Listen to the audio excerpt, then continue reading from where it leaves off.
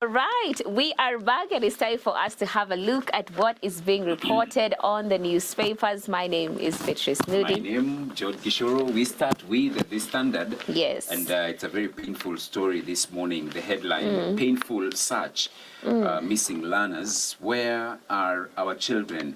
Parents of Endarasha Academy ask as the authorities look for missing learners. Today, it will be day 3 as the caregivers hang on to every hope that their little ones are safe. It's a story that you can read on page 6, and they are saying that 46 is the number of children that are still missing from the Thursday night in Fano. And we have some of this, the children there. Travis in grade 7, Ernest grade 5, Robinson in grade 6, Roy grade 7, and Bernard Warotere in grade 6. A very sad story there, and the coverage is on page 4. Parents' agony as whereabouts of their children stay unknown. Reports from their surviving mates keep hopes alive, but the alternate reality is tormenting them. You can read that on page 4. Then emotions ran high at prayer gathering for school fire victims. Emotions ran high yesterday during an interdenominational prayer ceremony for the departed souls of the Hillside School fire tragedy. It's on page 4. And also, state told to take action as cases of fatal school fires sweep the country. It's on page 5. Parents and leaders are proposing radical measures. Some are suggesting learning temporarily to be instigated.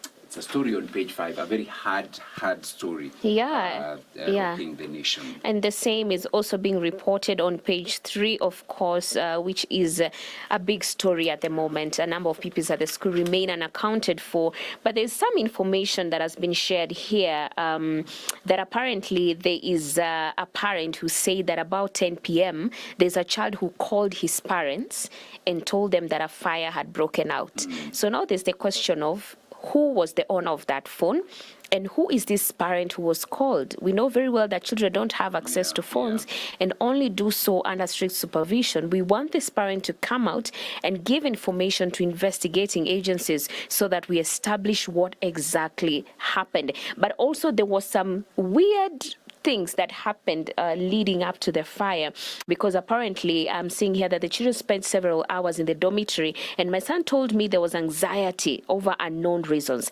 The normal procedure for children going to the dormitory during the day is well spelled out.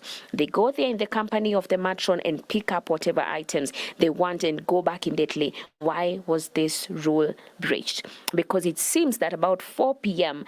Some students went into the dormitory, spent some time there, and they were discussing some issues, which is quoted. So there's a lot of unanswered questions. People are wondering what really happened. But Archbishop Anthony Muheria here is saying even if you have your children at home, you should report and let the investigating agencies know that they are safe.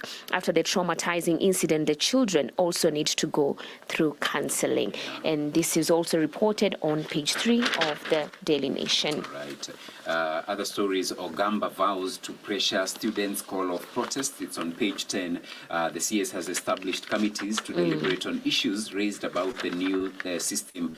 Student leaders say they are aware goons who are planning to infiltrate the planned demos. This is Education CS Ogamba constituting 2 committees to look into issues raised about the controversial higher education funding model.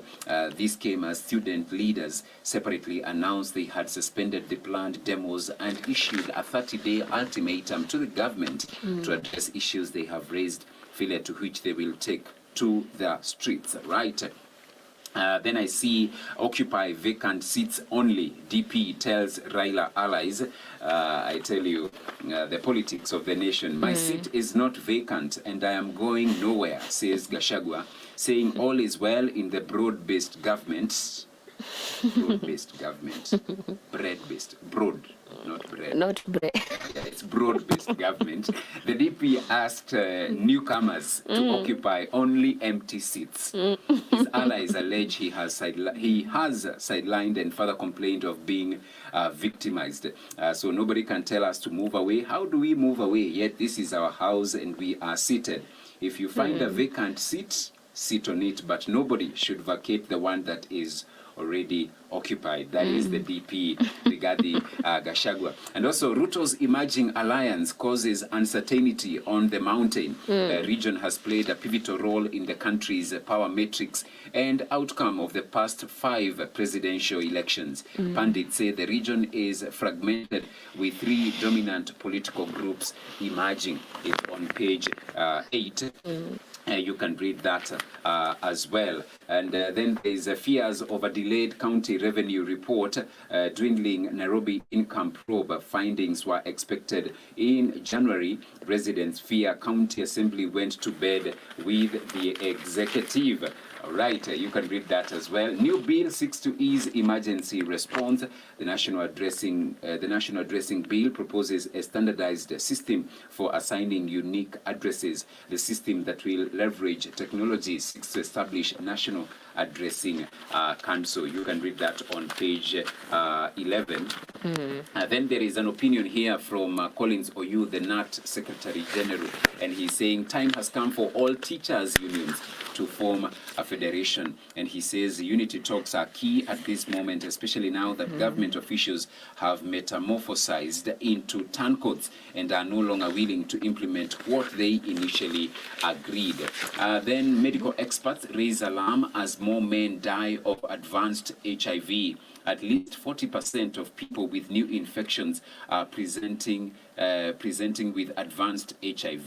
Opportunistic infections compromise immunity, causing death. It's on page 16. And then the health and science, why your normal child is struggling with studies. You can read that story on page 20 and 21. And I see a guest here we hosted, Netabella. Oh, wow, yes. An applied behavior analyst says learning disorders involve difficulties in acquiring, retaining, or using specific skills or innovation. You can read that on page 20 and 21. We go to the world news. Trump-Harris tied on eve of televised presidential debate. Harris has turbocharged and unified the Democratic Party, will now face an opponent who has called her crazy. Trump could opt for an aggressive approach after Harris turned him into the oldest candidate in U.S. history. And so it will be a televised debate. It's the eve. And this one, of course, promises to be a thriller as Harris faces off with Trump. All right. Then we go to the sports page. Why it will be tough mission for Harambee Stars against Namibia. Stars have always found it hard to beat Namibia. Harambee Stars are in Group F with Zimbabwe, Namibia, and Cameroon. And Kenya's Harambee Stars take on Namibia in a second Group F qualifiers match tomorrow as they seek to reignite their Africa Cup of Nations campaign. With history weighing heavily on their shoulders, Stars must find a way to break Namibia's dominance in the head-to-head encounters.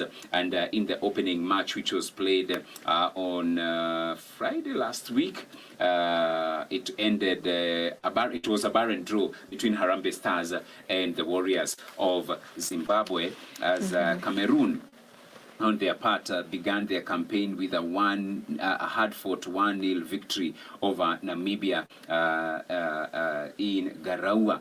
So it means Cameroon are leading with 3 points, and then Stars and Zimbabwe tied with a point each, and Namibia are fourth in the group. Will they be able to win? We wait and see. Then I see Magut and Limo bask in glory of winning Nairobi City Marathon. Oching advises AK on how to produce more sprinters. And Sabalenka, this is for my family who never gave up on my dream. Arina Sabalenka dedicated her US Open title to her family, who never gave up on her dream after a third Grand Slam title was achieved in a year of personal torment. You can read that story on page 30 inside the Standard. All right, and it's time for us to peep at what is being reported on the Daily Nation this morning. And of course, the very first top story here is Ruto, China, and DAX SGR secrets. As the president pursues extension of SGR line, the current project continues to struggle with heavy costs, depreciating assets, and a web of secrecy over the manner and price at which it was procured, even as taxpayers are slapped with hefty interest payments every single year. This is a story on page 4 and also 5. And getting to the second page, I see Koech, man who worked with snake oil merchants. He gained infamy after a drug he claimed could cure AIDS was dismissed by WHO after clinical trials.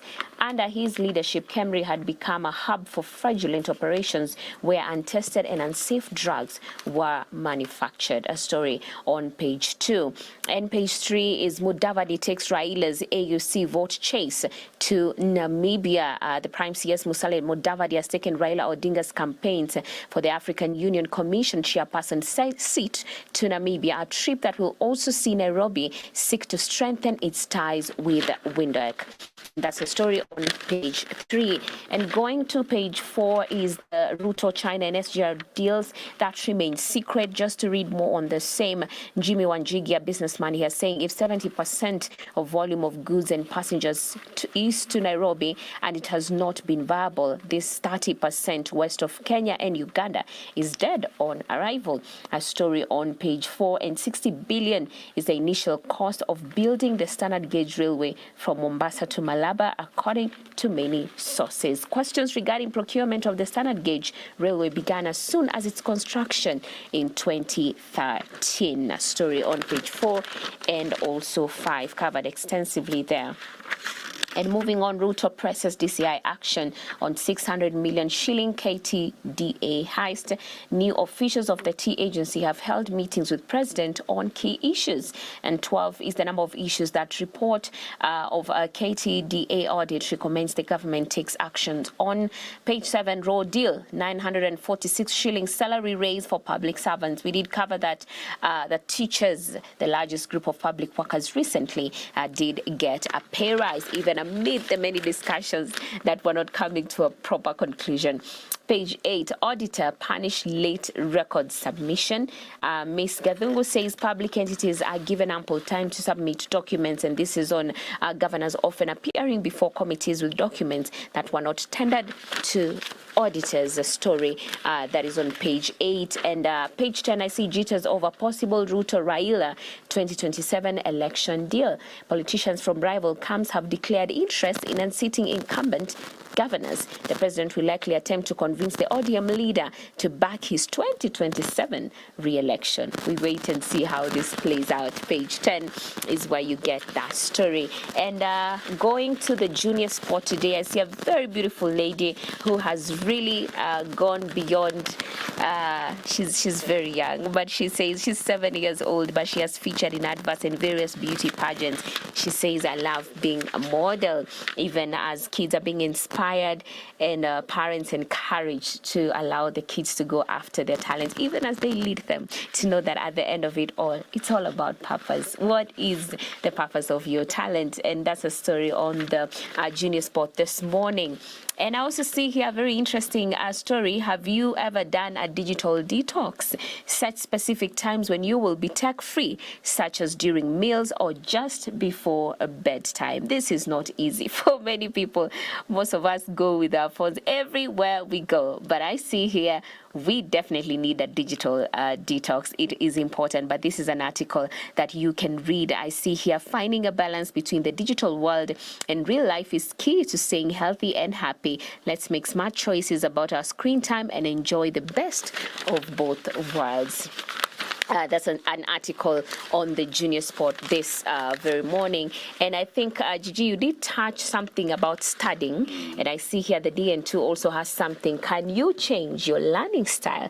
This is a story on page 12. I believe it will be important for the parents to read through.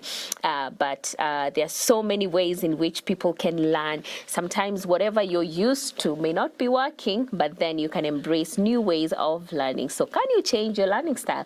Read that story on page 12 to get more insight on the same.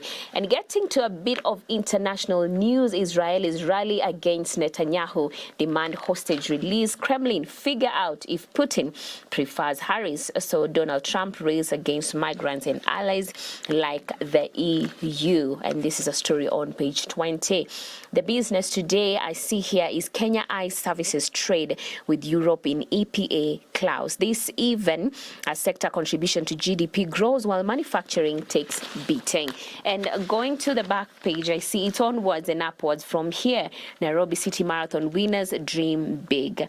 Yesterday was when this was taking place. Women's champion Cynthia Jerotich now turns attention to defense of her Honolulu Marathon crown in December.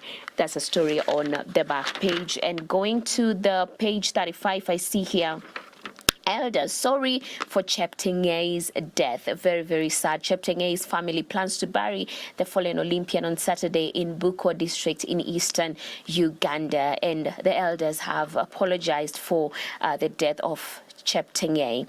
A story on page 35. And lastly, page 34, Ghost Mulee tips Harambee Stars to triumph over Namibia. The Southern African nation, which will host tomorrow's match in Joburg, is ranked 10 places higher than Kenya. All right, that's it for the Daily Nation. Right, quickly, the Business Daily, the untold story of Kenya's fake substandard cement.